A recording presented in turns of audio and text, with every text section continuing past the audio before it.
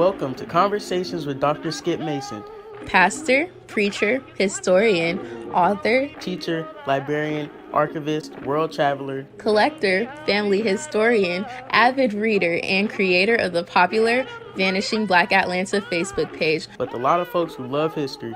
Most importantly, he's our dad who loves his family and who taught us the importance of our history and having important conversations. Join him now for this episode of Conversations with Dr. Skip. Well, good Sunday afternoon, my brothers and sisters in our beloved Zion. I am so delighted to welcome you to another Sunday afternoon Facebook Live conversation celebrating CME 150. We are now just about 2 weeks away from the observance and celebration of the church's 150th anniversary. And indeed, what a milestone it is. And in a year that has been plagued with so much and filled with lots of challenges, it gives us something to look forward to in the life of our beloved Christian Methodist Episcopal Church, to wish our church a happy 150th anniversary. But it also requires that we do some introspection and some examination and give an account of the last 150 years or more in our church. And so I'm so delighted and excited today that we have two of our distinguished church historians, and these are brothers who I have known personally for a while. They are phenomenal scholars, and I'm delighted to be able to have a conversation with them on today to talk about their journey to becoming a PhD in church history and looking and placing the Christian Methodist Episcopal Church in context in terms of the Black church and Methodism as well. So let me greet our Senior Bishop Lawrence L. Reddick III and Mrs. Wendy Jones Reddick, our distinguished College of Bishops and their spouses. Let me also greet Bishop James B. Walker of our CIT committee, who chairs that, and Mrs. Walker, and my bishop, Bishop Thomas Lewis Brown Sr., and Dr. Louise Baker Brown, the co-chair of that, and Dr. Teresa Duhart, the hardest working woman in the CME Church, in my opinion. She makes so many things happen. In fact, after this a Facebook Live conversation, there is an Advent service that will follow on Zoom. And I plan to tune in because one of our presenters this evening is also the preacher for that hour. And so I'm excited about that. And of course, we are hoping and praying that all of you had a wonderful and safe Thanksgiving, and that you are looking forward to this season of Advent, today being the first day of Advent, the first Sunday in Advent, and that, of course, is the celebration of hope. And certainly we in Christ and in the church, we have a lot to be hopeful for today. Before I bring up our great speakers, and have this wonderful conversation with them, I want to just share this brief excerpt, please.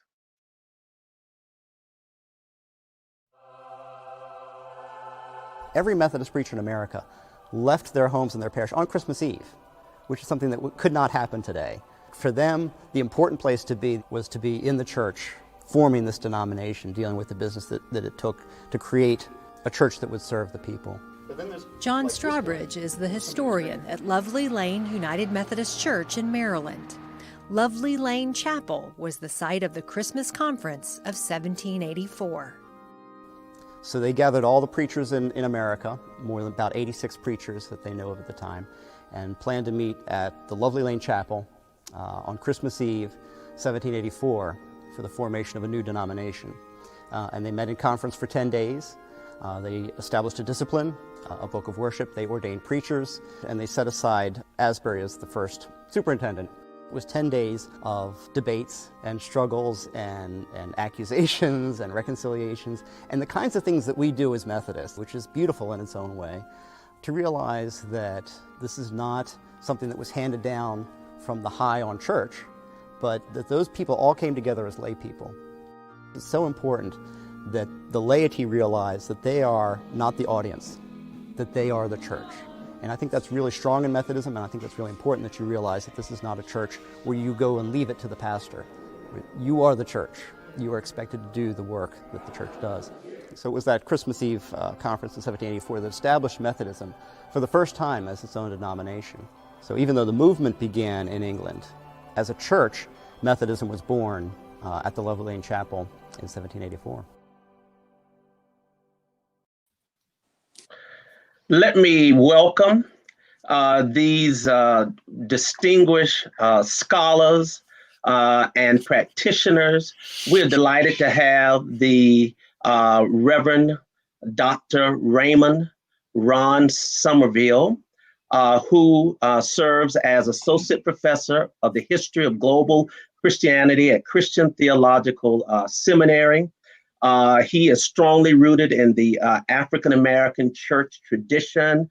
He, of course, is a graduate of Miles College in Birmingham, and also Duke University Divinity School and Vanderbilt, where he completed his doctoral degree, of course, in church history. And we're also delighted to have the Reverend Dr. Jermaine Marshall, who, of course, is the senior pastor of the Great Williams Institutional in New York City. He is a graduate of the University of North Florida. He earned his Master's of Divinity degree with a concentration in church history from the Phillips School of Theology at the Interdenominational Theological Center. And he earned also a Master's of Theology with a concentration in historical theology from the Candler School of Religion. And he recently completed his doctoral degree, PhD at Regent University. So I am just delighted to have my heroes in church history and have this conversation with the both of you. First of all, let me welcome you and say good afternoon to you. Good afternoon. Thank you, Dr. Steph. Let me tell you what. I got some heavy hitters today. Okay, I got some heavy hitters today, and I'm delighted. And the church should be delighted that the tradition of continuing to write, to tell, to teach the story in the spirit of our beloved Bishop Othel Hawthorne Lakey, Dr. Love H. Welchel, and so many others who are telling the story, Dr. Lisa Allen McLaurin, Dr. Erica Dunbar, Dr. Shelkirk Dugan, and the list goes on and on as it relates to scholarship in our church. But I wanted to gather you two for an informal conversation to talk about our story and where are we in the telling. We are approaching 150 years in a few weeks. And we know that it's a pandemic, and so the celebration of it might not be as grand as perhaps it might have been. But looking at where we are now and looking back historically and placing it in context, I need for the two of you to help us to shape and understand the importance of that celebration. I put that video up because the question I want to pose to you, and then we'll come back and get into, how you in this journey. Does our story begin in 1870 or does it begin prior to that? And obviously, I think I know the answer, but we need to hear from the scholars to help us to, because we can't just wake up and say in 1870 a church was established without having the context and the pretext of the story. So either one of you, can you just help us to place in context, how did we get to 1870? Yes. Let me start since I'm the senior. That's right. And my official title is actually Emeritus Professor of Church History. Oh, I didn't know that. Yes, You're too young to be emeritus, Dr. Somerville. That's what I was thinking. That's the kind of climate that we live in. I understand. In academia now. Let me also say that my younger colleague and brother, Dr. Jermaine, and I are both products. That's right. Nurtured in the same church. And what are the odds of two church historians coming from the same, I'm going to say mid-size CME church? And what church is that again? That church is the historic Central CME Church. In what city? Jacksonville, Florida.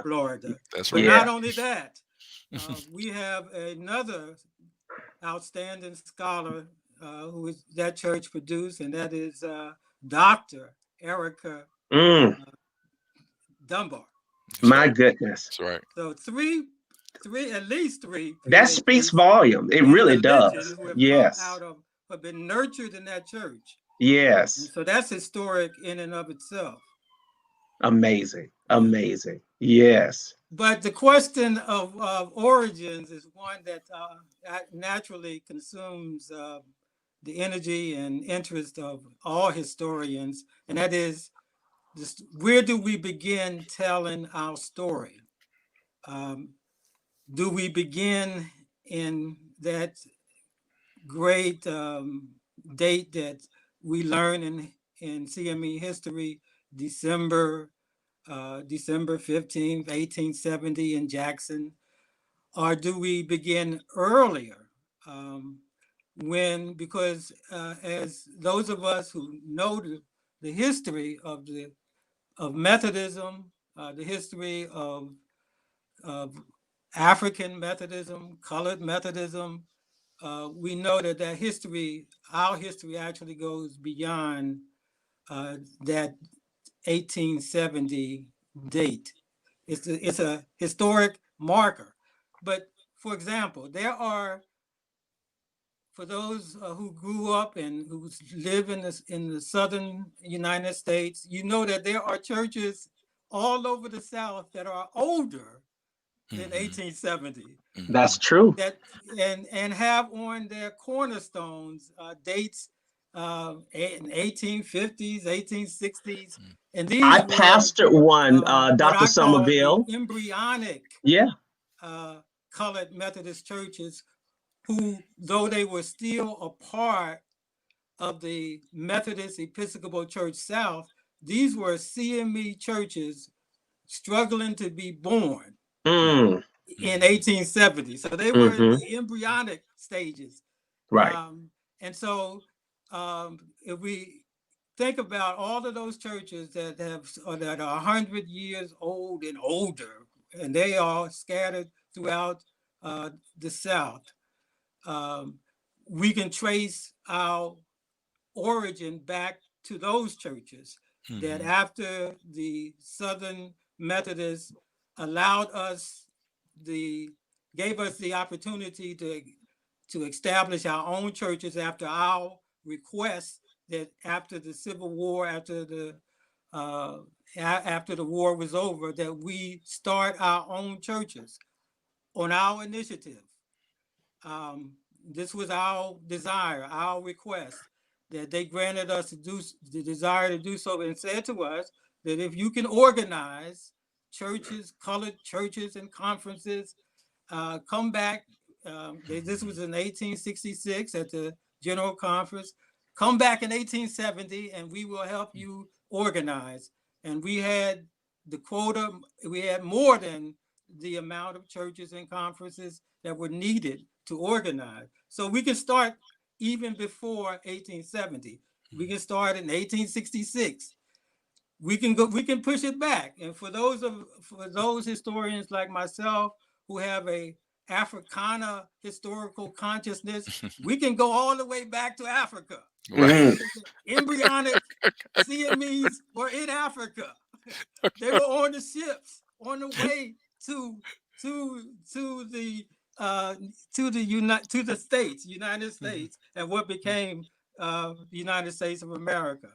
But certainly the 1784 conference, when Methodism was officially established in the colonies, those are all important dates that I document in my historical chronology of the CME Church. I go all the way back. In fact, we could push the margins back to the Bible, to Africans in the Bible. That's where, if I were writing the history of, and I am writing the history of the CME, that's where I will begin, with the African presence in the Bible.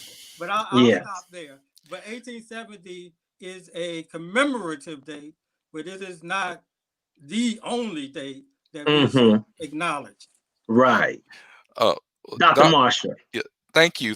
First, let me say thank you, Dr. Mason, for this awesome opportunity and to be sharing it with my brother, the elder historian, Reverend Somerville. My brother is just amazing. He said quite a bit already, and I just want to add to what he's already said, which was all true, of course.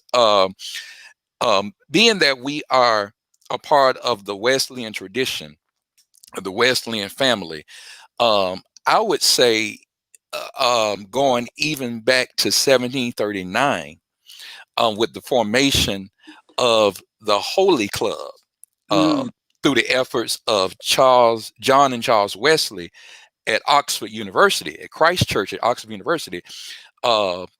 I mean, and we know the history. This was a club that started. They were called Methodists first. It was intended to be a derogatory name because of their discipline, their spiritual discipline in praying and fasting every week and studying the scriptures. And this was a group that was formed on a college campus. So these were college students.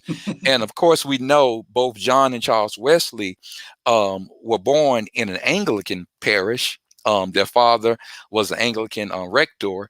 And the reason I say our roots even go back to that time period is because now my generation, we had what you call the CYF, the Christian Youth Fellowship, which is still kind of around. But I know my parents' generation, my mother's generation, they had what you call the Epworth League. And the Epworth League the name comes from John and Charles Wesley's upbringing, because if I'm not mistaken, Epworth was the name of the parish that their father served as an Anglican rector. So I think the Epworth League as a youth group in the CME Church is kind of a vestige of that. Dr. Somerville talked about this embryonic stage. The church was in this embryonic stages even then, when John and Charles Wesley are growing up as Anglicans. And of course, I am Afrocentric, so definitely I would go back to Africa. But I just wanted to add that 1739 date in there with the formation of the Holy Club to say that all of this is a part of the formation of what we know today as Christian Methodism. Thank you both. You both hit on a couple of things. I want to play just a snippet of this clip since you mentioned both of you the West.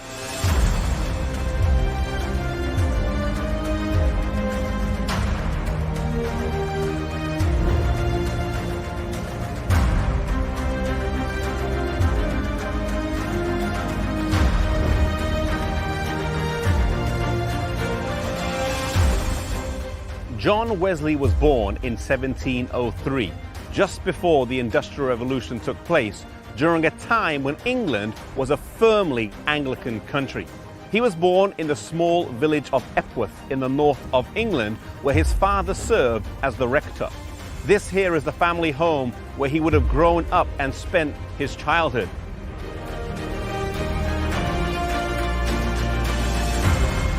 His mother bore 19 children in total, and the most famous of the others was Charles Wesley. Both of the parents were spiritual people and ran the home according to strict rules. No eating in between meals, and once a week, they had an interview with their mother for the purpose of spiritual instruction. I just wanted to share just a brief clip because I appreciate both of you really creating it and setting a good foundation and challenging all of us to, yes, pay special attention to what happened in 1870, but to also have an understanding of what preceded 1870. The involvement of the churches that were already a part of the Methodist Episcopal Church and Methodist Episcopal Church South. I pastored the Great Mother Trinity, established in 1834, and came as a result of establishing from St. John United Methodist Episcopal Church South. So I understand that. I think too, as we talk about this, I think our Episcopal leaders also understood the importance of maintaining and connecting with Methodism, particularly the Wesleyan tradition. Here's a photo of some of our bishops in 1901, the delegates of the CME Church at the Great Ecumenical Conference of Methodism in front of the grave of Wesley, in front of the grave of John or Charles Wesley. And I think that we also have another photograph of them. This is in the 1960s. You have Bishop Shy, Bishop Amos. Dr. Skip, yes. I was going to say the first picture was originally in black and white, and that's in color. Yeah, that's a. I have a color. I have a little color app, Ronnie. That's amazing technology. It's amazing technology. Yeah. You're right. It was in black and white. I added a little color to it, and then we have this one as well. But even recently, our Episcopal leaders returned back, so it continues to show the continuity, if you will, in terms of our connection and our engagement of the Methodist tradition. Go ahead. A word about continuity, because please, that's another important historical subject matter, and even in what we would call now this postmodern context of Christianity, where a lot of traditions and churches don't always appreciate or embrace their historic roots. Okay. They want to get away from that. And so we have, for example, in the megachurch phenomenon, even if they come out of Baptist or Methodist churches, the first thing they want to do is to cut out the denominational identity. And that denominational identity represents tradition, right? Continuity, that we just didn't evolve out of anything, out of nothing. But that we have a historical connection to the early Jesus movement, the apostolic movement, and the Catholic Church up to the Reformation. And so, as one of the things that got me involved in history is that I just wanted to know the roots of things. How did we get here? How did the church get from Jesus to my CME church in Jacksonville? So there was a history, there was a tradition, an evolution of the church that brought us to where we are now. God didn't just drop us down, where we are now, out of heaven. Right. We evolved. Right. And that's the story I wanted to tell in the history that I'm writing. How did we evolve from the Wesleyan movement in England? And what we didn't say is that, John Wesley, with his strategic missionary vision, actually came to the Georgia colony. Exactly. As a missionary. That's right. A failed missionary. Oh yeah. Yes. A fugitive, brother. Fugitive of the law. we need to include that. Yeah. And so he saw enslaved people in Georgia when he came. Right. Right. And so and you know, the story is that he did, and when he went back, or at somewhere, he baptized at least 2 enslaved African women. But for me, one of the reasons I'm so proud of our Wesleyan roots is John Wesley's embrace of anti-slavery. He was a fierce, definitely fierce opponent, an Yes. outspoken opponent against slavery, unlike the Southern Methodist Church right. that we came out of. So that's a kind of an ironic twist. And if Isn't it? John Wesley was so passionate in his anti-slavery rhetoric and actions that it led to a movement, that abolitionist movement in England, right? Right. He gave birth to that movement almost. And if I may, go ahead. I'm sorry. And yet his descendants in the U.S. embrace slavery. Isn't that something? Yeah, isn't that something? And Dr. we Sumner, had to fight against that. Yeah. Dr. Sumner got me excited over here. Lord, I know. Yeah. So he mentioned he's talking about John Wesley, and you read John Wesley's thoughts upon slavery, and he's vehemently against slavery. He's now you read some paternalism in that work. You know, he there's a little paternalism, but he's vehemently against slavery. Right. And as Dr. Somerville suggested, he comes to Savannah as an Anglican missionary, part of the SPG, if I'm not mistaken.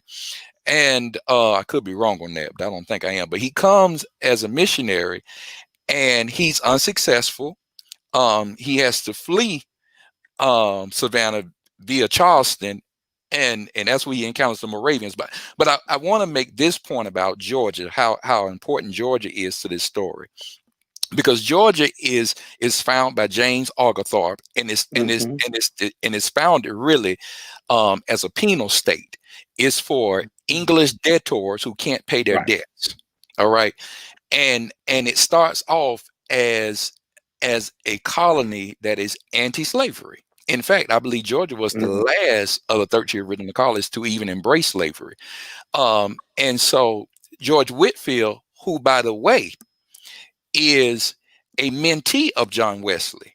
All right, George Whitefield, who started off in the Holy Club, he comes to Georgia behind Wesley, and he's very successful.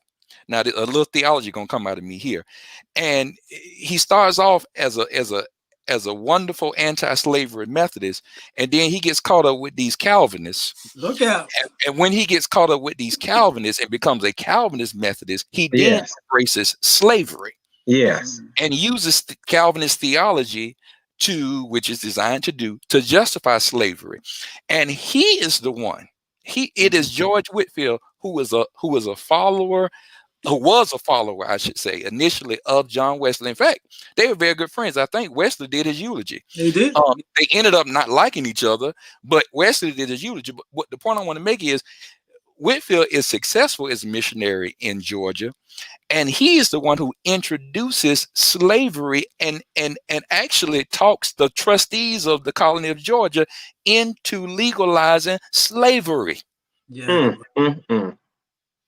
And my historical and theological argument is the Calvinism is what corrupts him.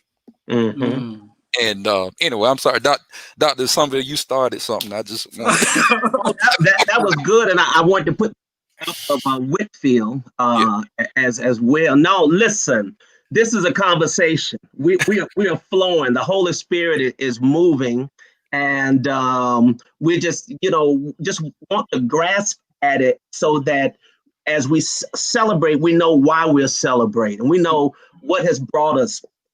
The stony road that we trod, happened literally before 1870. Okay, 1870 was the culminating of the efforts that had occurred years before. Some of you mentioned a little bit about your journey. You wanted to find the route from Jesus to Central, or where you were, but talk a little bit about that journey, and then Dr. Marshall, I want you to share a little bit about your journey. I mean, who chooses to become a scholar in church history? You know, I mean, what are the factors leading you to that, and how did you get to that point? Well, I'll give you the short version. Okay. You know, I'm a cradle CME. I was born in Philadelphia, where my father and my maternal grandfather were CME pastors. Right. And so I had that early introduction to CME church history, culture, and exposure to ministry. But in 1970, something strategic happened in my life, in my family's life. I have 4 siblings, and in that year, which was the culmination of the Black migration, we participated in the reverse Black migration by moving south to Columbia, South Carolina. My father was appointed as the pastor of the historic Sydney Park CME Church. Oh, wow. And so I was coming, this was our roots experience, going back to our native land, where our ancestors, our grandparents and great-grandparents had migrated from, but also to the birthplace of many CME churches. And so this was my first introduction to the churches in the South, CME churches. But to make a long story short, I always had an interest in history, so what we call social studies back then, and passion for learning about what I wasn't getting in a lot of the schools that I attended, and that is African American or African history, what I would call Africana history. And so I spent a lot of time in public libraries, and Dr. Jermaine, you know, in Jacksonville, there's a Black public library called Myrtle Avenue. Yes, sir. Public Yes, sir. library. One of our CME educators was, at the time, a member of Central, was the head librarian there, and she got me a job there, working at the library 5 days a week after school. Wow. And they had this one, bookshelf, a floating bookshelf with Black history, and that's where my desk was. I must have read every book. It was about 100. Every book on that Black history bookshelf. One of the books on there that caught my attention was Born to Rebel. Yeah. The story of Benjamin E. Mays. Right? Yeah. Well, to make a long story short, that's where I got my call in that library. The call to preach, and what I didn't know at that time, because at that time I thought the call to ministry was only to preach and to pastor. And it wasn't until I got to Miles College, with W. Clyde Williams as my president, who was instrumental in wooing me to come to Miles instead of the University of Florida. I also encountered Albert J. Sloan,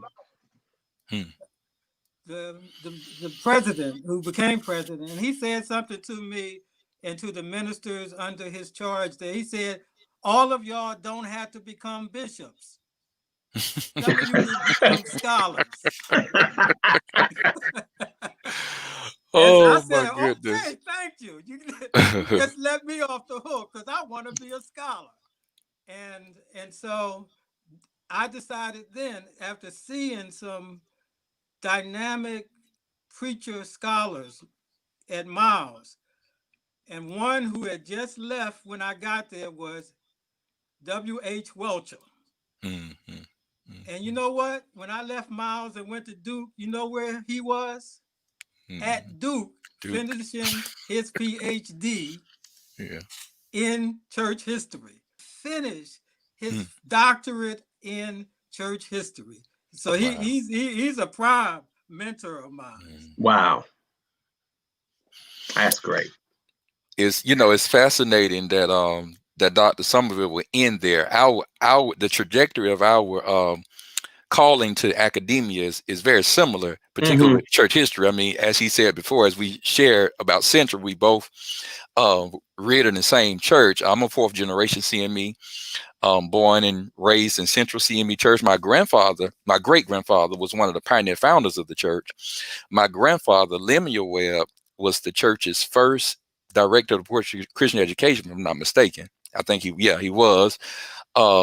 His younger brother, my uncle, Dr. Roscoe Webb, served as the president of the Connectional Lay Council for many, many years. And so I'm a fourth generation CME. I come from a CME family steeped in CME tradition, very strong laity until I came along and became the first clergy person that I know of in the family. And as Dr. Somerville alluded to, we grew up in the church, very nurturing church, a church that very much in the teaching, the history of the CME church and Black history in general. So I was shaped and molded there. Went to the University of North Florida on a full scholarship by the grace of God. And there I majored in political science, but I minored in religion, history, and public administration. And I was on what was called a fast track program that had I stayed an additional year after graduating and just did 30 more hours, I could have gotten a Master of Public Administration. But our very influential senior bishop, Bishop Lawrence Reddick, taught me out of doing that and talked me into going to seminary. And I'm so glad he did. I mean, we went back and forth. And his thing was, I'm afraid if you get a good job in public administration and government somewhere, you won't ever go to seminary. He probably was right. So I went to seminary. And I'll never forget, he overnighted me $1,000 the night my dad and I were packing the U-Haul to go to Atlanta to ITC. And he overnighted me $1,000 to say, put this on your tuition and I'll send more as we're able to send more. Wow. And I got to ITC. And ironically, Dr. Somerville, my first year at ITC was the year that L.H. Welcher came over from Clark Atlanta University and came on at ITC as a full-time faculty member. He retired from Clark and came to ITC. And my God, I ended up in his class and I became his teaching assistant after that first class. And I was his teaching assistant for 4 years. Wow. And these are the words he said to me. He said, Jermaine, if you don't do a PhD in church history, I'm going to hunt you from my grave. And he wasn't kidding. He was very serious. Yes. And so Dr. Welcher, I mean, I didn't even realize I had the gift of scholarship, to be honest, quite honest with you. It was he and others, so other professors such as Lisa Allen McLaurin, Riggins Earl, Randall Bailey, all of these persons, and some of my undergraduate professors as well, who really, I didn't realize I had this gift of scholarship. It is an anointing, it's a calling, and they pulled it out of me. Yeah. And Dr. Welcher even served as a committee member on my dissertation. So that was just, I mean, my God, he was one of the committee members on my doctoral dissertation. And so, long story short, that's really how I got to where I am. And my love, I've always, like you, Dr. Somerville, social studies has always been my favorite subject in school, history particularly, and certainly the history of the African American experience, and particularly our religious history. And I'm really a historical theologian because I enjoy theology and history. I don't see how you have one without the other myself. But so yes, I'm a church historian, but ultimately I'm a historical theologian. Theologian. Well, I want to give the people a taste of Dr. Welcher. Those who did not have the privilege of sitting at his feet in his class. I took this video years ago when I was a student, either in his church history class or Black church history. I just want to share a little snippet of it. The Exodus, Moses. These are the passages that resonate. Jesus, see, people like us is the kind of people that Jesus hung out with. That's right. That's right. You know? Was it Howard Thurman wrote the book Jesus and the Disinherited. Yeah. James Cone wrote a book, God of the oppressed. This was Jesus. See, we're the kind of people that were Jesus crowd. Come on now.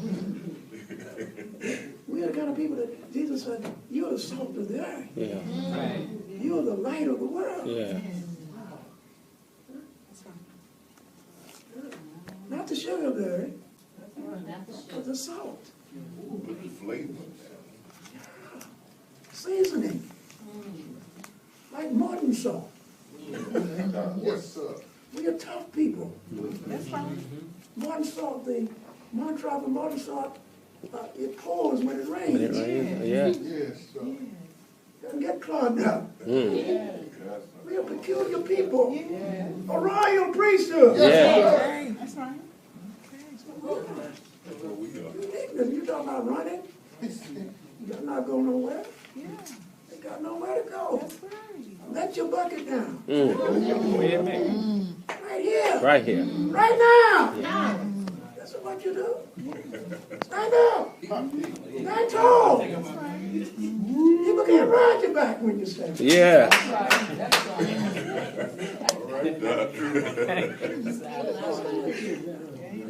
This is the African-American cosmos.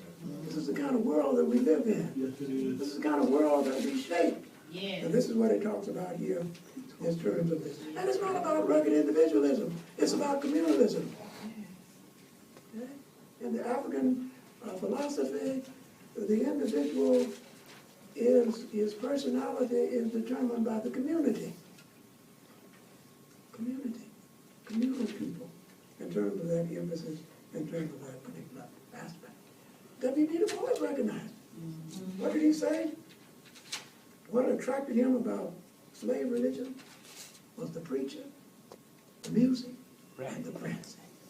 So those are three significant state. Prancing, the preacher, and the music. Okay? Black people are the most spiritual people in America. You know why? Not because we're that great, but because of our struggle. Yeah. We're the most spiritual. I didn't say religious. Spiritual. I don't need to go to church. I don't need it. All these institutional churches will mess you up. Churches will confuse you. You don't need all of that. You got all without it. You need spirituality. Yes. That's where it is. You don't have God. God is a spirit. They who worship him Must be. Worship him in truth. I have my best church sometimes riding down I-20. That's right. Thank you, Lord. My best church. My real church. My authentic church. I mean, I have an invisible institution. That's right. Right there. Now, another question that you... Oh, whoa. Well, Look, I think churches will mess you up. I think I coined a new term when after hearing Dr. Welcher preach and teach, and I called him the preacher-storian. Oh my goodness. He was just that profound, and he could easily adapt to different contexts. And when he was at Duke, when they invited him to lecture or to preach, he preached the same hard way. Absolutely. Yeah. He was hooping with substance, right? that's right. He hooping history. That's right. And when he was at a church educational event, he was teaching the church about early medieval historical theology. He was teaching the church about the Philocay. And I said, what is that? And we had a district conference. My Lord. It was so rich and so profound. And so he became, not only a mentor, but an encourager, because the whole way through my process, educational journey, especially when I was in the Carolinas, the late Bishop Thomas Hoyt, they pushed me, motivated me. Yeah. Even when I went to Vanderbilt, I don't know if I said, you know, that I was the first African American person to be to enter Vanderbilt in the church history program. I'm talking about this is 19 Wow. I think I read that. 1988, right? Wow. They waited all, I mean, Bishop Joseph H. Johnson was the first Black person to matriculate at Vanderbilt, the first and only one in the 1950s. And you know what they did to him?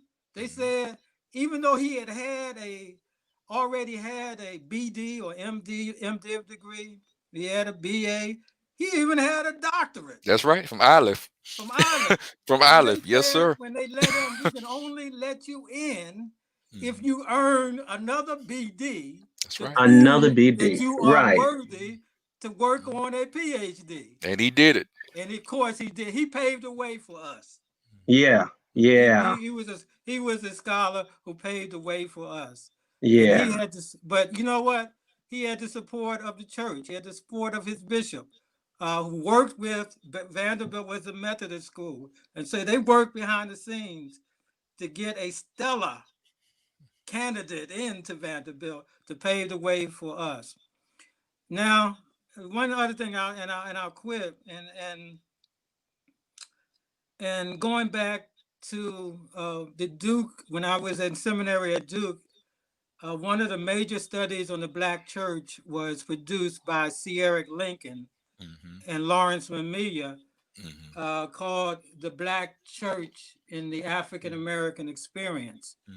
And there's a chapter that they did. This is a major sociological study where they did extensive field research. But on that chapter they did on clergy education. You know, CME should be very proud to know, and this was in the 1990s when this study was produced, that in that chapter on CME clergy, the CME church, out of all of the 7 historic Black churches, had the highest rate of education, seminary education, among all of the other Black churches. And so that's something I think we could be very proud of. That's part of our history, our legacy, is the emphasis on the education, not only of clergy, like Lane was founded to educate clergy and teachers, Black teachers. And that's part of our rich legacy. So we have always stressed the education of clergy. But what Dr. Welcher was saying in that last lecture was that we have also had a intense spirituality, the burning and the learning, right? And that if we don't hold those in balance and tension, then we can go to some different extremes.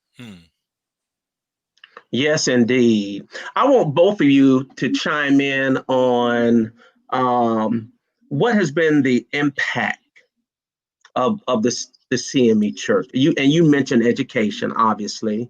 I think that's strong.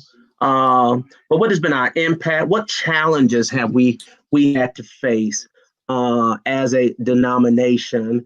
And would you agree or disagree? To some, we are still trying to identify. People generally don't know about the greatness of the CME Church.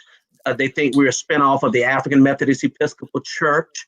Sometimes we're asked, what is CME? What does it mean? So, if you would, let's kind of wrestle with from a historical perspective, what you think have been some of our highlights, but challenges over the last 150 years. And Dr. Marshall, we'll start with you. Wow. That's a loaded one. So we have a great history. We have a godly heritage. We have a rich tradition and legacy. And Dr. Somerville, I think, would agree with this on this. But unfortunately, historically, our story has really been obscured in history for the most part, and it's been obscured, I would say, because of some very erroneous assumptions about us. Mm-hmm. Tell us more about the CME Church. Mm-hmm. Mm-hmm. And this goes back to 1870. You know, the assumption that, because it's a small denomination, is insignificant. This assumption that historically we've been less politically active. This very erroneous assumption that we were complacent with white supremacy during the Reconstruction period and thereafter. This notion that since there was this, what you could call a paternalistic relationship with the Methodist Episcopal Church South, who, you know, just really gave us some property, but because there was this paternalistic relationship that we were complicit in this paternalism, and in fact, you know, there was this very contentious relationship with our African Methodist brothers and sisters for the longest period of time, in which we were called the Old Slavery Church, or the Little Slavery Church. I even read somewhere we were called bootlick, whatever that means. Not a good thing. Lord help me. And so, because of these erroneous assumptions about the CME Church, we have been obscured in history. It frustrates me to read some history texts that are supposed to be a general survey of African, sometimes some just in African American Christianity, doesn't even mention the CME Church. Or if it mentions it, again, it's very short. I've even read books in which persons, I guess they might have mistaken Jackson, Tennessee for Jackson, Mississippi, where they have us starting in Jackson, Mississippi. I mean, we've just been obscured in history because of folks' assumptions. And this is why I'm very appreciative of one of my colleagues, Elizabeth Jameson. She teaches at Clemson University. We serve on a committee together in the in one of the academic guilds I'm a part of, the American Society of Church History. We're on the Independent Scholars and Graduate Students Committee together. And Elizabeth, she's an excellent scholar. She has just published a book, and I want to recommend it. And it blesses my heart. It brought me to tears. It literally just came out, and the title of the book is Christian Citizens Reading the Bible in Black and White in the Post-Emancipation South. I have it here. And the reason this book brought me to tears is because I'm very much aware, because of my studies. What's her name again, Jermaine? Elizabeth Jameson. Jameson. And what Dr. Jameson does in his book is she challenges this notion that colored Methodists. She spends a great deal of her book on the CME Church, and she challenges this notion. And her field of expertise is Southern religiosity, and we all know that the CME Church, which I think is one of our great contributions, we are a Southern church.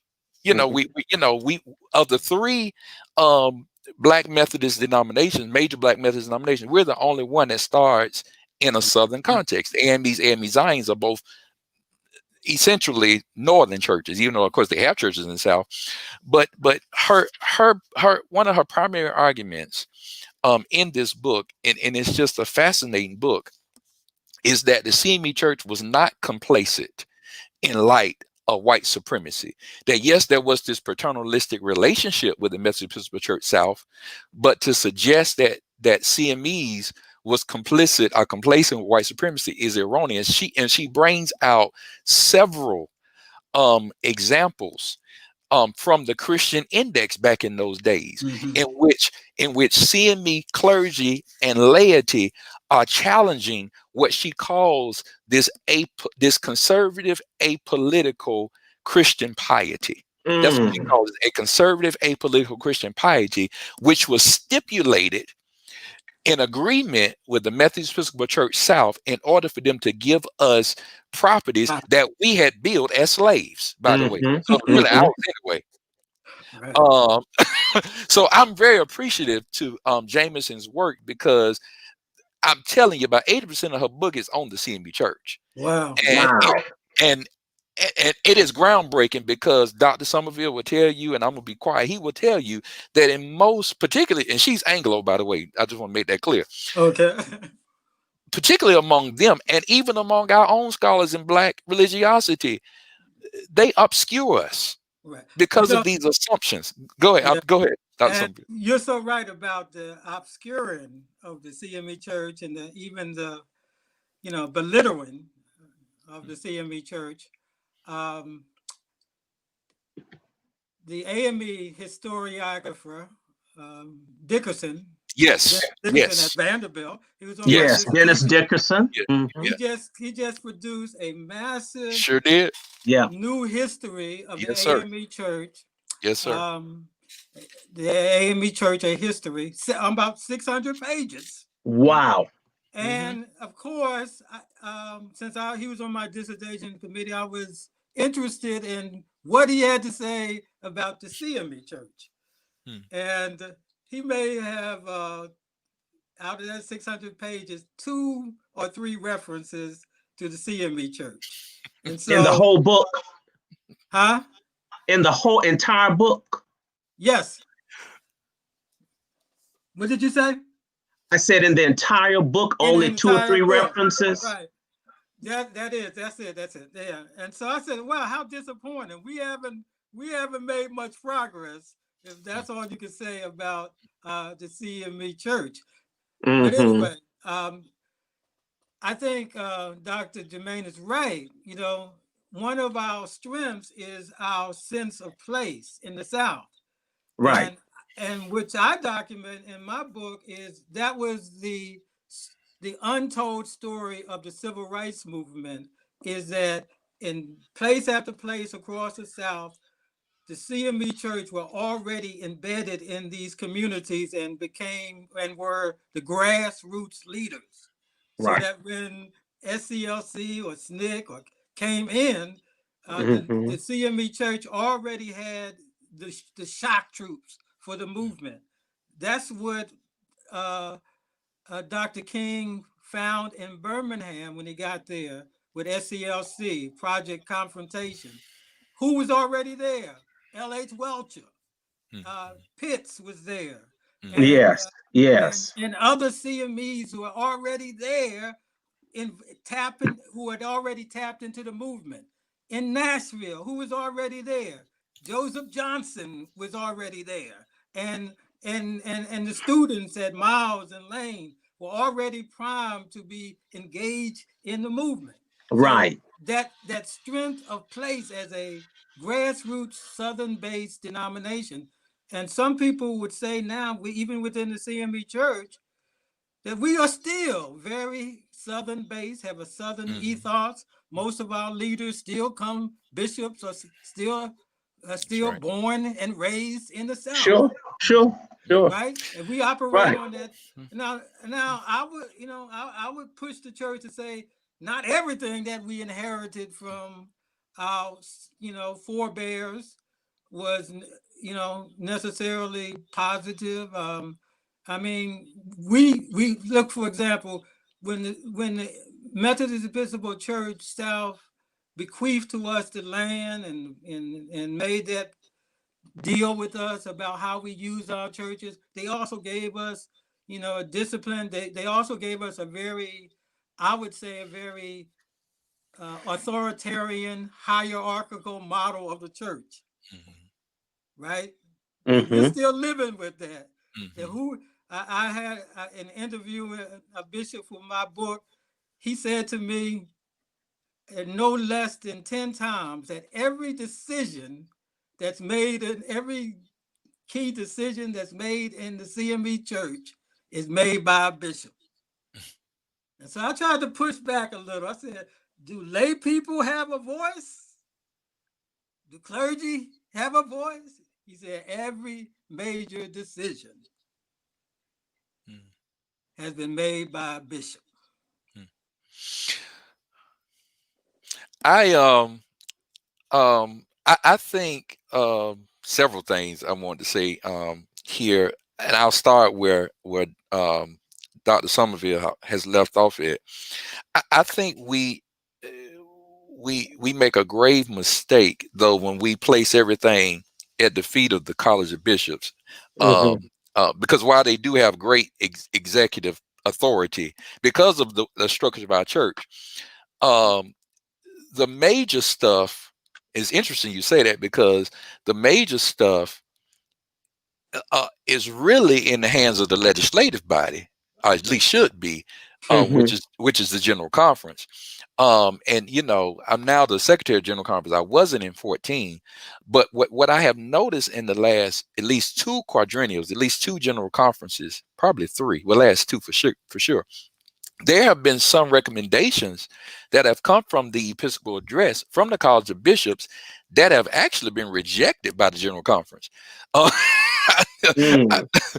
can't name them all, but I do know for a fact, and as a person who took the minister last time, I know for a fact last time, but I also know in 14, there's been some things that the college has recommended that the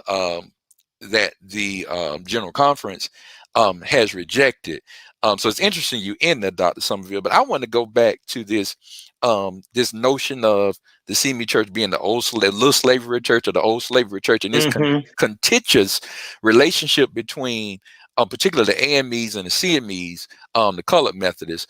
I'm gonna tell you how bad it was, I think. And you all know I'm just 38. I just turned 38 last week, so I don't know how old or young I am, but I once pastored a lady who was married to someone, her husband who is deceased now, and she said her husband would not. Now she grew up AME and came out of the AME church and joined the CME church with her husband, and she told me her husband would not step foot in an AME church. Really? Would not step foot in one.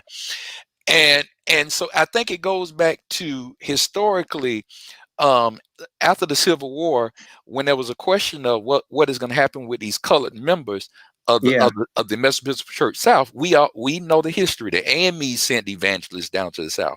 The AME Zions sent evangelists down to the South. The Northern White Methodists, the Methodist Episcopal Church sent, and everybody was claiming a piece of this pie. And then you get these and this is one of these challenges. You mentioned what were some of the challenges. Right. Everybody really want this property. Right. That the Methodist Episcopal Church South is giving out. And, sure. and that's why we have churches right now. We have several churches that were AME and changed to CME, or that were CME that changed over to AME. And a real horrible part of this history is this practice of these churches voting every week whether they're going to be AME or CME. You have an AME preacher and a CME preacher show up and they vote. Sure. Are we going to be CME today or AME today? And then mysteriously, the church is on fire 2 or 3 days later, and ain't because the Klan was there. Mysteriously. Right. So there is this very, deeply horrible part of this history, and I'm glad we over that. And then you also had contentious relationships between some of the early Episcopal leaders. I mean, Halsey and Turner went at it. I mean, there are published and scathing articles in the Atlanta Journal-Constitution and the Augusta paper with Turner lambasting the colored Methodists and particularly going after Halsey. So it has been a traditionally contentious relationship as well. So with all of that, we're still trying. Are we trying to defend our honor? Are we still trying to say, world, we are here? Did our name change in 1954 have something to do with it? Because the name was Colored Methodist. And when we became Christian Methodist, do you think that had an impact? And did we lose folks, and are we still trying to, explain, why we call the Christian Methodist Episcopal Church? I'm getting a few questions from some of the people, so I thought I would kind of combine that all in one. And let me put it this way. As you all may or may not know, Dr. Skip Gates has a documentary coming out in February. I know that I was contacted almost a year ago about it, and Dr. Somerville, you should have been contacted. Were you involved in it to some extent? Okay, good. I told them to contact you. Oh, okay. Well, thank you. I told them to contact you. But my point that I'm trying to make is I'm kind of shaking to see how we're going to be represented. I am too. But at least, Doctor, we're going to be represented. We're going to be represented, but let me just share this trailer. Right. Let me share the trailer. For those of you who are not familiar with it, in February, Dr. Gates has a documentary on the Black church coming out. So this is a first look at it. This is our story. The Black church has sustained the African American people from the days of slavery to this day. I don't know how we could have survived as a people without it. The role of music in the Black church is everything. We had to have some individual and institutional armor in order to preserve our sanity. We are a testament to the goodness and the grace of God. The Black Church. Tune in or stream Tuesday, February 16th at 9/8 Central, only on PBS. So I'm, hoping we get fair representation, and maybe not. I know they did a lot of heavy filming at the church, the mother church in Philadelphia for the AME. So I know the AMEs are well represented, but I don't know. But I guess it brings us back to the point: we have to tell our own story. We have to tell. We cannot depend on other scholars, to write our. To tell our story. We know Bishop Lakey wrote seminal history, and you are, Dr. Somerville, picking up. Tell us about what you're doing as it relates to the second volume of the history of the CME Church. Right. I don't know whether I should call it a second volume or a new look at our history. You give us some understanding. What the College of Bishops authorized and commissioned me to do was to write an entirely new history of the CME Church from our origins, let's say 1966, around that time until the present. And I'm going to probably cover up to I think I'm going to include the coronavirus, so up to this present moment, and especially now that the Trump regime is over, because our history ought to incorporate what was going on in our social, political, and economic world and how that impinged upon the church. And so I have to cover the Obama and Trump years as a part of who we are, our social witness and activism as a church. And so I'm telling the story, and I'm using as a metaphor migration. We have been a people in movement, a people who have migrated involuntarily from Africa. So that's the first movement of our history, the formation of our peoplehood in enslavement.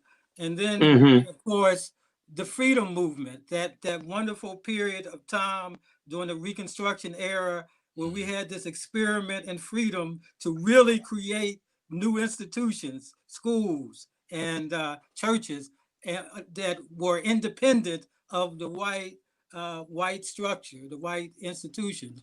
And so that's the second migration.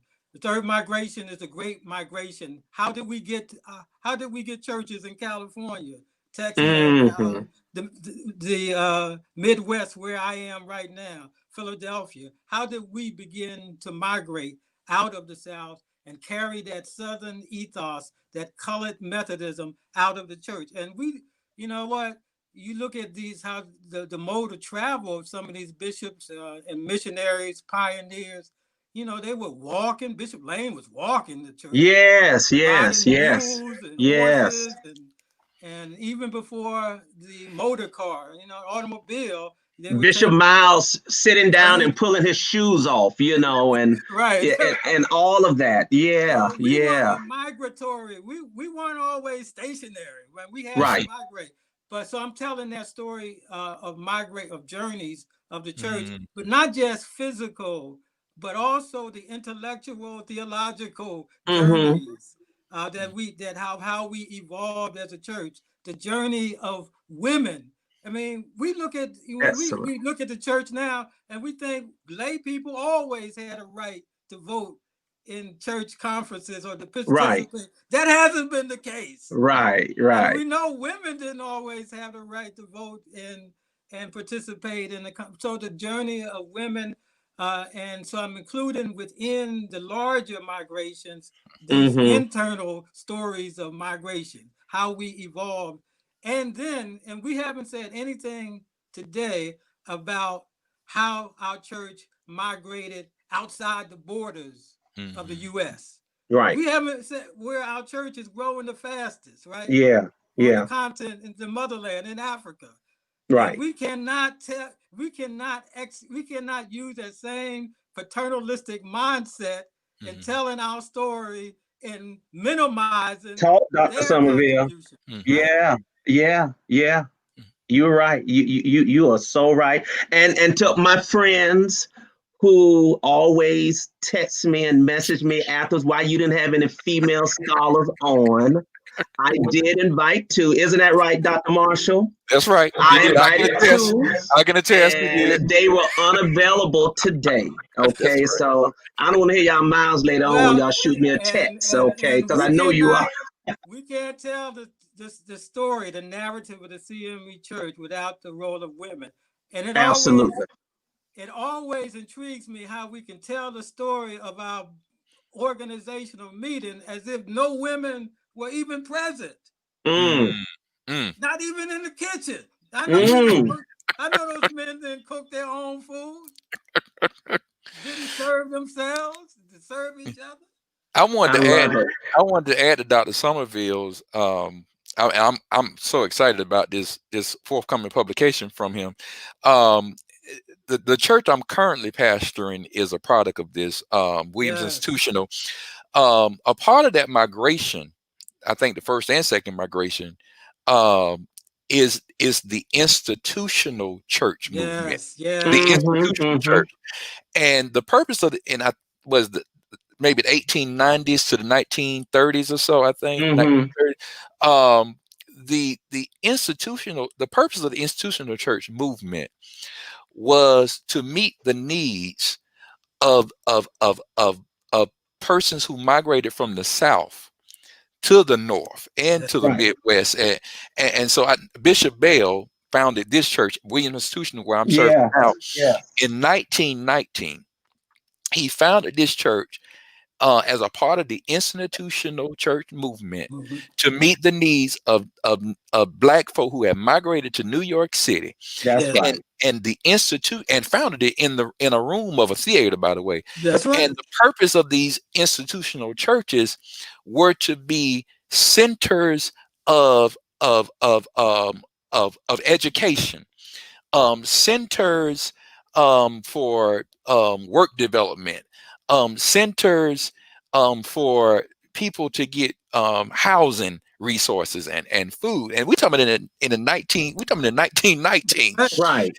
And you know, there was this New York City, of course, it was all over, but I don't think and I don't know how much you're going to deal with this, Dr. Somerville. I am. But you don't get enough in the history books I'm reading. You don't see enough about this institutional church movement.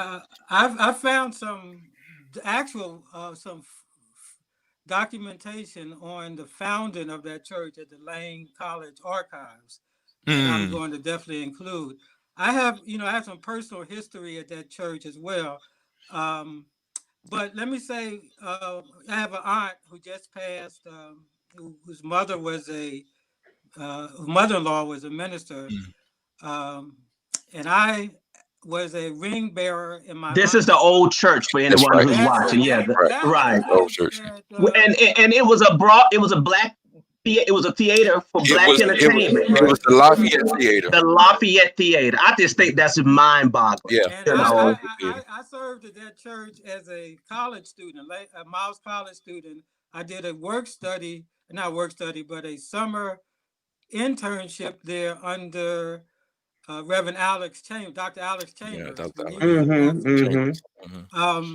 But this is one of the most beautiful things I found out about the church, and you may already know this, that during the civil rights movement, the Black Power movement, that they had a community meeting. The institutional church had a community meeting. Yes. Who was the featured speakers? Malcolm X. Malcolm X. Fannie Lou Hamer. Lou Hamer. That's right. It was the place where she first said it. That's right. When she first said, "I'm sick and tired of being sick and tired." It was first said at the pulpit here at Williams Institutional. That's right. And we don't know that as a CME public. I mean, individuals may know that, but that's huge. And Martin Luther King spoke here. SCLC held the rally here. Right. LS White, Louis Solomon White was the pastor.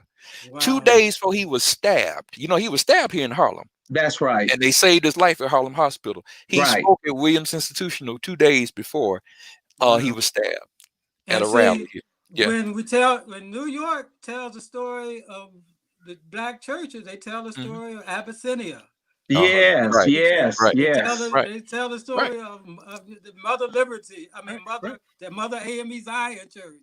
Right. And after Emmett Till was killed, his mother Mamie Bradley Till, when a rally was held at Williams Institutional CME Church, 15,000 people, 3,000 inside, the rest outside, was held here in Harlem. Right. Yeah. So you know, that's amazing. So this is what I'm hoping to get at, and I need help telling these local stories of churches. Yes. Because we have not always done a good job, and this is one of the issues as historian that I've had. Right. We haven't valued our own history well enough to collect it, to preserve it. Yes. You know what I'm talking about. I know what you're talking. I've been waiting for you to say that, you know. I'm not, because just as they say, Ronnie, just as they say politics is local, church history is local. I mean, I think the richness of our church is the value of our local history and congregation. Yeah. Always, a lot of churches don't have historical rooms like they do in Central. Right. In Nashville, Capers has a whole wall of history. Yeah. Right. Mother Trinity has the bishops, the pastors, you know, and everything that we could collect during the time that I was there and working on West Mitchell Street now. Rich history, one of the first CME churches in Atlanta, established by Bishop Holsey, you know, but I found out that a lot of the history ended up in personal collections and archives. And so when that person died, there was no strategy for sharing it. So much has been thrown. If I hear another story about he used to have all of the record books and pictures, but we just put them in a bag and we tossed them out because we didn't think anybody wanted it. If I hear another one of those stories, it's our job as historians, archivists, right, historically minded people to raise a level of consciousness. Yes, about preserving. Now that we have digital resources right at our disposal. We need to teach people what constitutes historical documents and archives. I think I told the story of going to a church that had Bishop Miles's preaching desk. Right. You may have a picture of that, and they were using it as a water table. You know. Oh my Lord. So we just didn't appreciate the value of some of the documents, and so we need to find better ways for local churches. We're Methodists, for God's sake. We collect and count everything. Yes, we have reams and reams of church records, and Marcia, you write some of those minutes and where do they go? Right. After you record all this information. Right. Yeah. Who preserves those records? Right. The secretary of a conference keeps all of these records over the years, because they used to keep them in these huge record books, you know, and where do they go afterwards? So you are right. Churches, and you made a very strong attempt. I don't know how successful you were, Dr. Somerville, in trying to have the churches to complete an inventory, if you will, of some of the things that they had. But of course, you know, it also has to be a mindset of a pastor, I think, to some extent.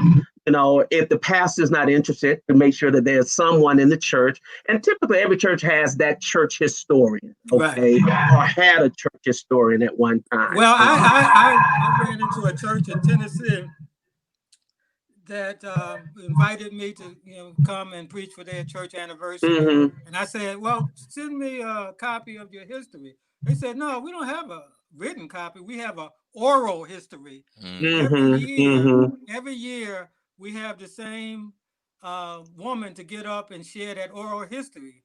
And I said, "How old is she?" He said she's 94. Bless her heart. I said, wow. Today Bless and her heart. that history, because that's how easily it could dissipate. Yeah. So listen, we have about 10 or 15 more minutes. We'll be off before the Phillips School of Theology Advent service come on. I promise you, because we have to switch so we can hear Reverend Marshall preach. I'm assuming it's been pre-recorded, because it has. Praise the Lord. He's not somewhere meditating and preparing for the sermon, you know. But you know, so we talked about, you know, some of the causes we think that may have attributed to why we have not, you know, some of the challenges in our identity, and you've been very vocal about that, and some of the things that you're working on. Dr. Marshall, you're working on a book as well, and I think I have the title. Let me put that up. Your book will be released in 2021, The Scandalization of Christianity, Oppression, White Superiority, and White Privilege in the United States. I tell you the truth. Tell us about well, you know, hey, Dr. Somerville, the scandalization of Christianity just gets me right there, okay? Oppression, white superiority, and white privilege in the United States. Tell us about this great work that's coming out next year. Wow, I'll try to do it. Wow. So it's a work that grows, of course, out of my dissertation. Sure. And it deals with, in a nutshell, you heard me mention earlier about how George Whitefield was corrupted and tainted by Calvinist theology. And so one of my primary arguments in the book for the work is that the integration of Enlightenment theories of race, which basically made people of African descent subhuman, you know, these great philosophers who are revered in philosophy, such as Hegel and you know, Dennis Diderot and you know, these folk who John Locke, Adam Smith, and I'm naming just a few. There are many of them. These folk who are just revered as great philosophers, and you look at Immanuel Kant, who is supposed to be the father of moral whatever, you know, and these people were stone cold white supremacists, and you know, it's interesting because generally you look at the Enlightenment period, and it is viewed as a period that was anti-church and viewed as a period. When actuality, my argument in the book is that the Enlightenment period and the white Christian church are interdependent on one another. Because what happens is they integrate these Enlightenment theories of race, which is really how we get the establishment of modern racism, what we know today as modern racism, even though, yes, racism, of course, existed before then, but what we know today as modern racism, um, um, the integration of Enlightenment theories of race and Reformed theology, which says that God has predestined some for salvation and damned some others for eternal damnation, which means that God specializes in choosing certain people. So when you put the Enlightenment with this election theology together, what is the result? The result is that God has chosen white men. All right. And to be, which is really what the Enlightenment was all about. I think, therefore I am. The I, which is the subject, is a white male, by the way. And what I understand, what poor white folk don't seem to understand, is this is not even about them. These are wealthy white men. And so when I talk about in the book, when I deal with the Puritans, I argue that they possess a theology of superiority. And this city on a hill, we're God's chosen, we're the new Israel, and then the Anglicans, they possess a theology of white privilege, and I get this now. The Puritans even think they're better than the Anglicans because they're superior to anybody that's not Puritan. All right, this is where you get this visible sainthood. Only they can be visible saints. Black folk sure can't be visible saints. And so basically, I argue that enslaved Africans, and even today, we have developed a theology of spiritual resistance and resistance against this white superiority and white privilege. And it kind of gets at what Welcher was talking about in that lecture, what Welcher basically says, and you'll hear him say this, that black folk have a 400, he would always say, white folk may have a 400-year head start on us when it comes to economics, wealth, but we have a 400-year head start on them spiritually. Lord, we on Facebook, aren't we? Whatever we at. But so what the book does is it does a theological trajectory from the late colonial period, starting with the Great Awakenings up into now, with showing how the trajectory of these oppressive theologies, these of white supremacy. I look at Jerry Falwell and the Moral Majority, Bob Jones University, how these white Christians promote these segregation academies, Right. and you get into the Reagan revolution. Reagan starts his campaign in Philadelphia, Mississippi. That's not an accident. He's making it clear. Ronald Reagan, Donald Trump is no different from Ronald Reagan. Right. It's the same person. Yeah.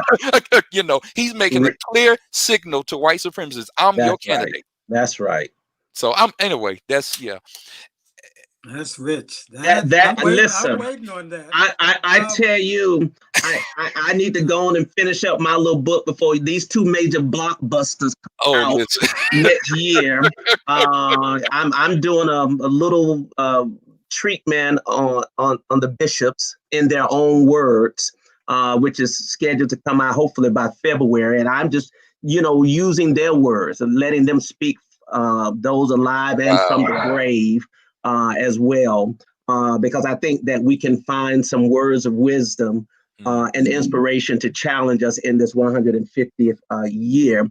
But I'm excited about the work that you all are doing and the level of scholarship, and that there are others, and that we will continue to do our best to tell the story. Dr. Somerville, you published, which I have in my collection here. And it's colored church. I can't read the bottom line of that, but I do have it. And so this was a part of your dissertation, I believe. It was. Okay. Very good. Someone asked if this was available, the historical chronology of the CME Church. You know, this was an original rough draft of it. And what I envisioned this being a resource tool to put online that people can, like, you know, Wikipedia, people could insert volunteer information to be included that we can self-check, of course. Right. And so the dates were, you know, provisional. Some of them had to be revised. So this was an initial, I did this for a Founders Day celebration several years ago. So did you have any copies published? Yeah, this was the published form. Okay. But if we could get this on, I need to get a copy of that and put it online and invite people to that would be great. That's what I was working with Dr. Duhart in creating a separate page, history page called CME History Matters. Yes. This will be one of the features on that page, the historical CME timeline. So people who have churches that are 100 years and older, that's right, whatever age, they can just say, well, I can insert my church history right here. I love historical personages, events that come out from your church could be inserted in this document. I love it. Well, 150 years is certainly a milestone. And we don't take anything away from our history and our journey. I would even say and suggest, and we know that the church will have a celebration virtual on the second Sunday in December. And we're excited about that.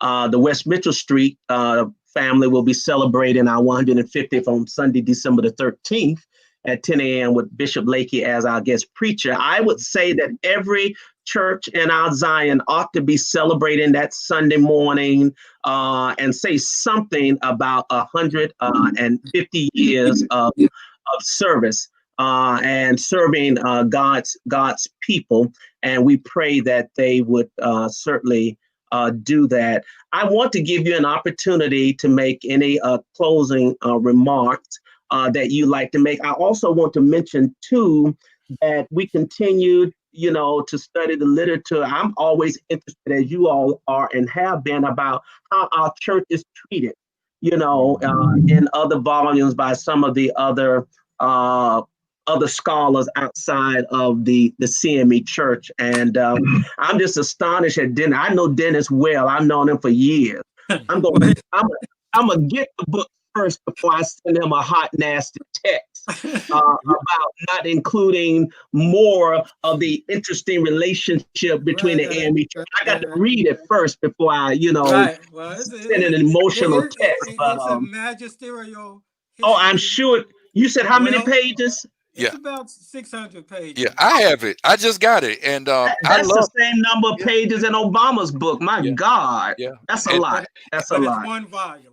Yeah. It's one volume. And we Dr. Welchel has published other books that you should have in your collection. If you don't, My Chains Fell Off, and this one. So there are a lot of books. Albert Rabatoff, The Slave Religion, is an excellent one, and the list goes on and on and on.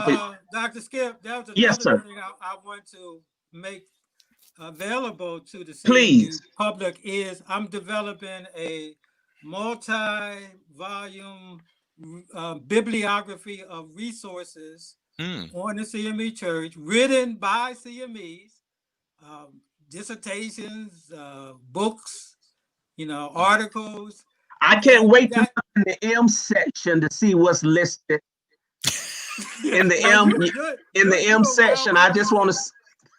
Me too, by the way, me too. That's right, Jermaine. We're going to go first to the M section and then we'll start at the beginning, okay? But there's so much more that needs to be included that I don't have access to. Absolutely. Any closing remarks that you'd like to make? And I want to give you that opportunity. I'm so grateful for both of you spending some time with us and sharing. This time we'll start with youth and then we'll end with our older. And Jermaine, 38 years old. Yeah, pray for me. Yeah. No. Listen. First of all, I had to put you on full screen when you said that, because I said, my God, I'm 20 years older than this preacher. Jesus Christ. Lord have mercy. You have such a mature and old spirit. Bless I you. knew you were not as old as Dr. Somerville. Who is But 63 years old. yeah, 63. But you've done some remarkable work, and we're so happy for you. Give us some closing thoughts. Thank you. And then we'll go to Dr. Somerville. Again, thank you. This has been This has been just an honor of my life to share this format with Dr. Mason and Dr. Somerville. This is just an honor, particularly in my youth, I guess. We got to do this again, Dr. Mason. I don't know how, but we got to do it. I agree. Someone has already said we got to do a part 2. Because there's so much I will say, but I'll say this. This identity crisis thing. One, the black church, definitely, the black church as a whole, not just CME church, the black church as a whole suffers, I think, from identity crisis because of this struggle with this fundamentalist evangelical theology and politics. And part of my book that is coming out next year deals with how we get to white evangelicals committing idolatry and worshiping at the altar of Donald Trump. But you'll get the book for that.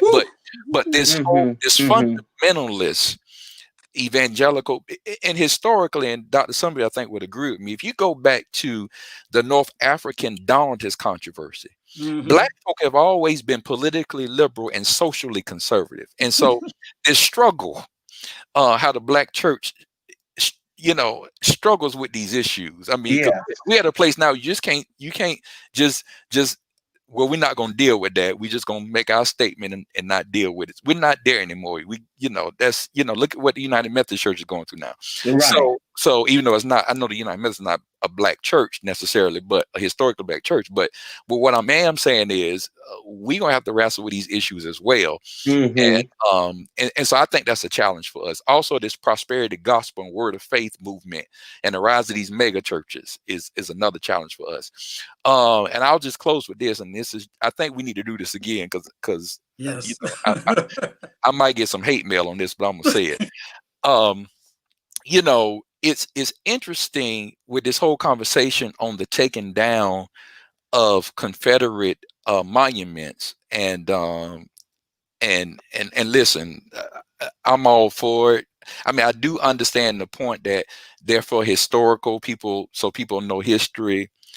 However, I'm all for tearing them down, saying, Satan, we're going to tear your kingdom down at the same time. Right. However, with that, I'm also mindful of our very difficult history in colored Methodism, Christian Methodism. And Dr. Somerville mentioned Capers Memorial earlier. And this is just my opinion.